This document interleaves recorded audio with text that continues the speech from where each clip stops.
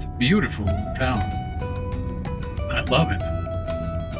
Clean, green. It's like well maintained. This is wonderful. Here's the better view on the mountain. I don't know the name of it. There's a sinister look to it. Gray, dark shades. Yeah, I may come and walk here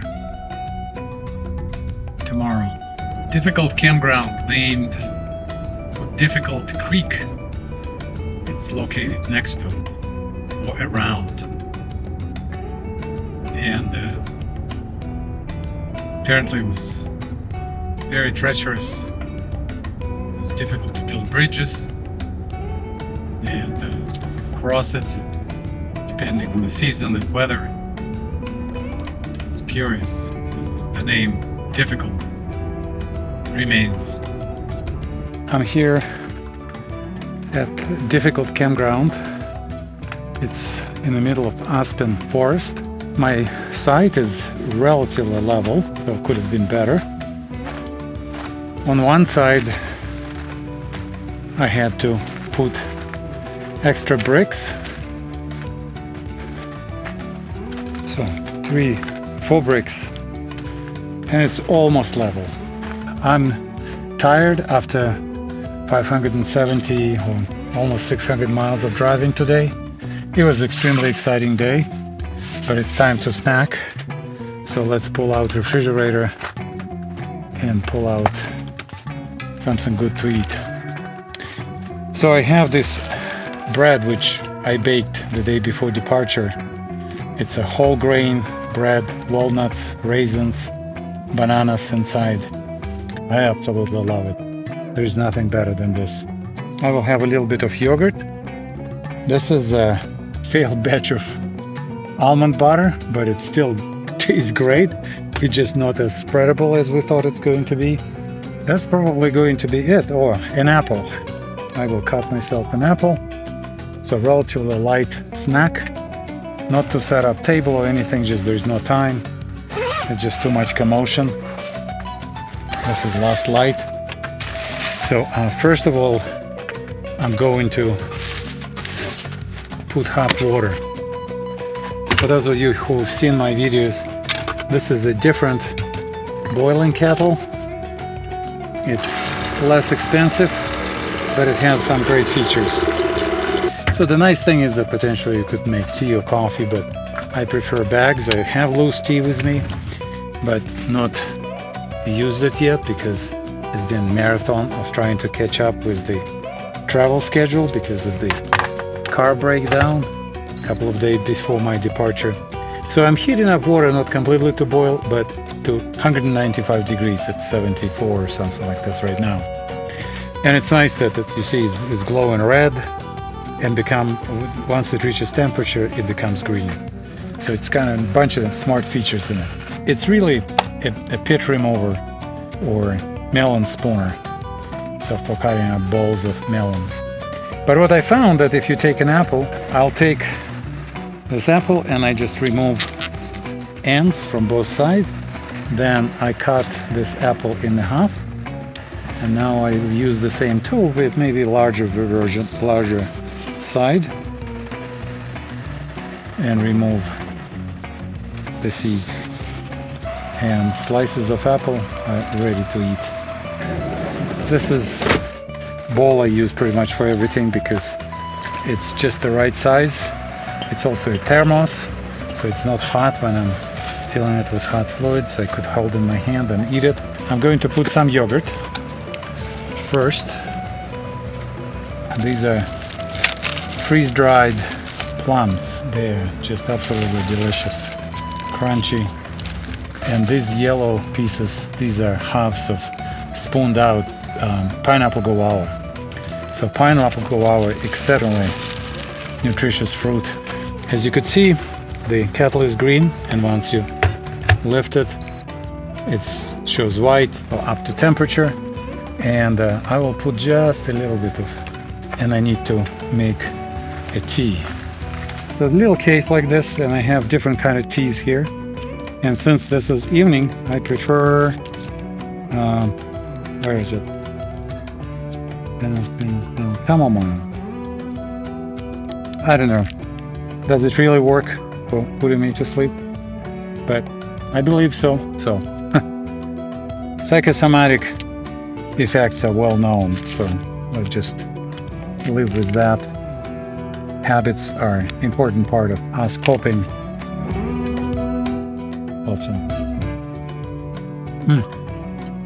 I could go and sit down at the bench, but then I say, I was sitting 8 hours a day.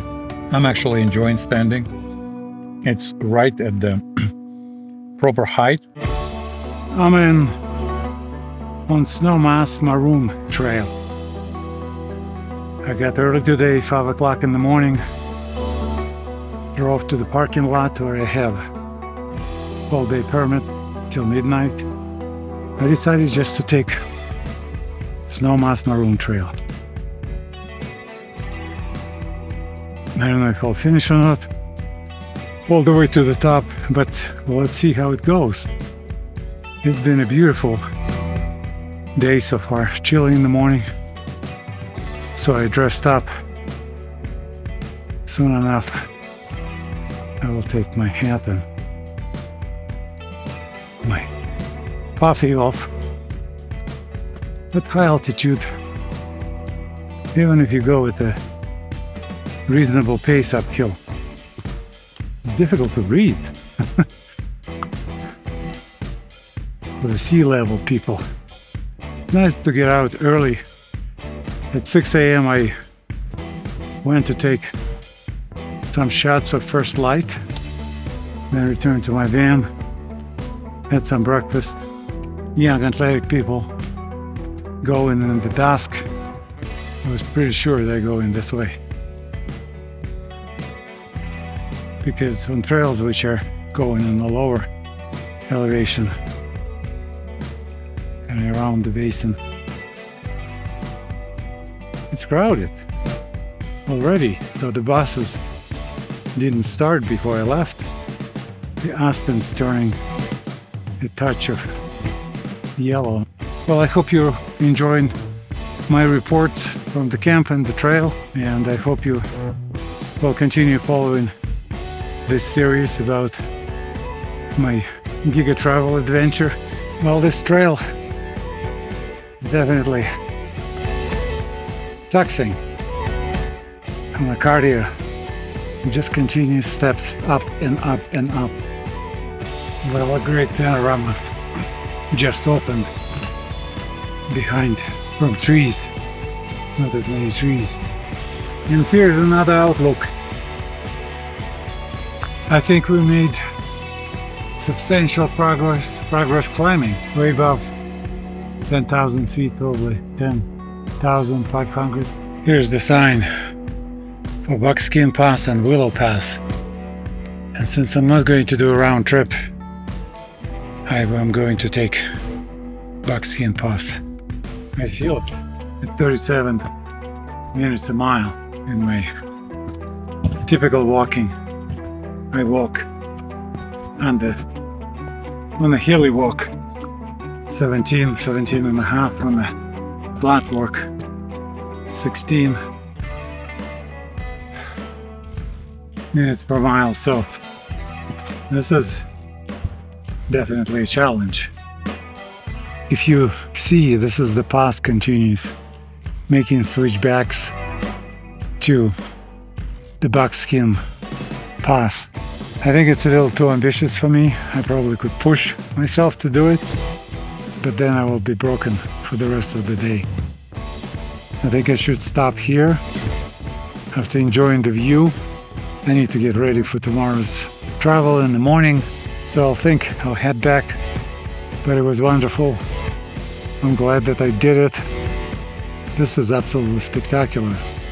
Well, my descent is fast.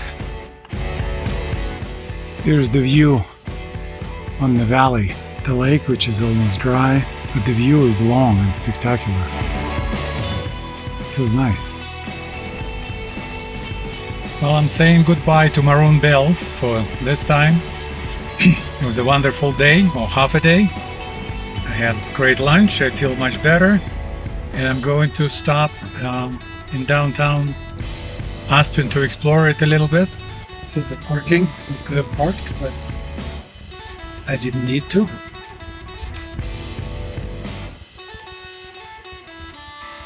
City Hall, City of Aspen.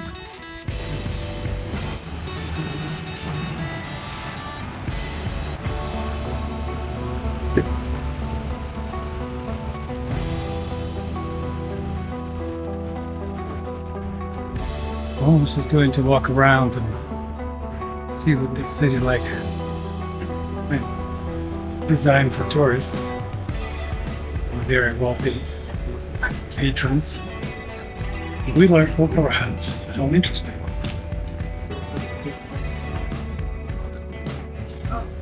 Interesting little park setting.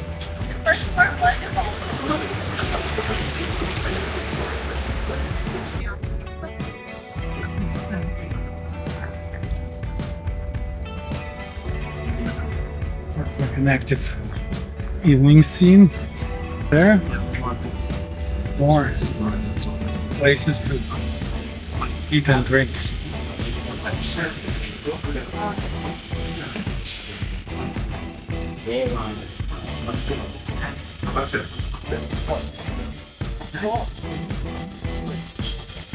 Student center.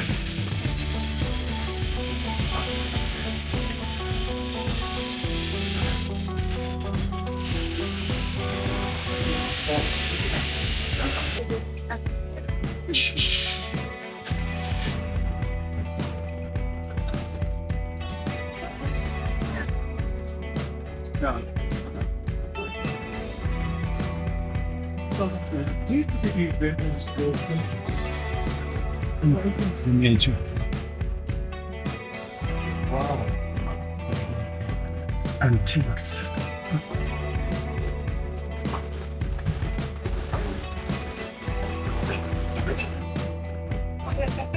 That would be a nice place to spend the evening. Private residential club. Dancing Bear Aspen.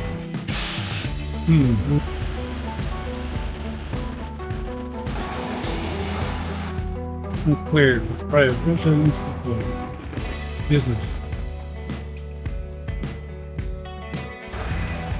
Old houses converted into businesses, I assume.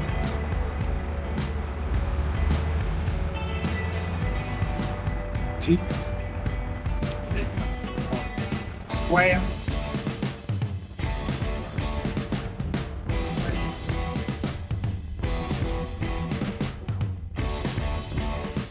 Well, looks like noise has subsided down there. Meanwhile, I chopped extra potato and shallots. So all of this going into pot. We're going to add some olive oil, salt, and I use 3 peppers: white pepper, black pepper, and green pepper. So grind them all together. I like pepper in my fried potato. Let's bring this pot to the van and continue on there. So I put pot on the porta potty here, serve multiple purposes.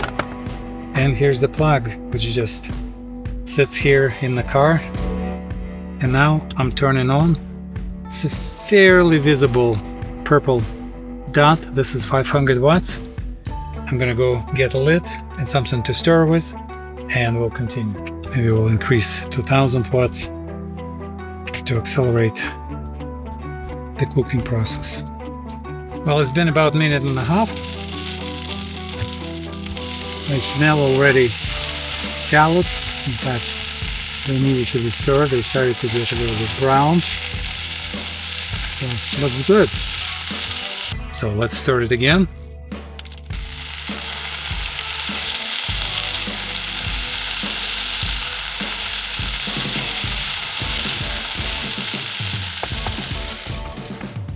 I could continue stirring at 1000 watts, but I prefer now to put it at 500 watts setting and allow it to cook fully potato. A little bit slower, but without burning. And potato is ready. Well, I'm going to transfer just to show you how it doesn't stick at all. Look, the beads of oil and nothing else. This is a German bread, German Pumpernickel. It's actually made in Germany. It's formulated in a unique way. I don't know. Do they irradiate it in gamma chamber? It doesn't go bad, but based on everything I've done in terms of research, it's a wholesome process. It's not ultra-processed food. I've had this very bread with exactly that same formulation 40 years ago. And I loved it then, and I still love it, and it's available here in the US. So, here's what I'm going to have. This is the ultimate treat for someone like me. Herring, piece of herring, on a slice of pumpernickel bread. Cheers.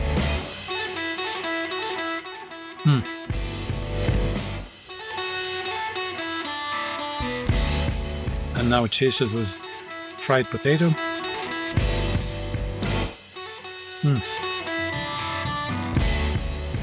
That's why I come camping. I could experience certain discomforts. I was pretty vigorous. Hike today, but then I could come to my campsite and cook for myself food I love.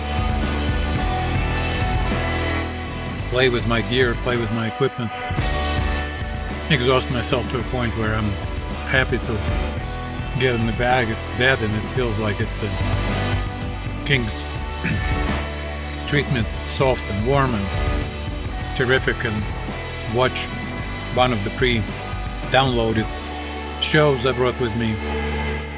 Life is good. Life is good. Gotta go camping. Well, bon appetit to you if you're camping.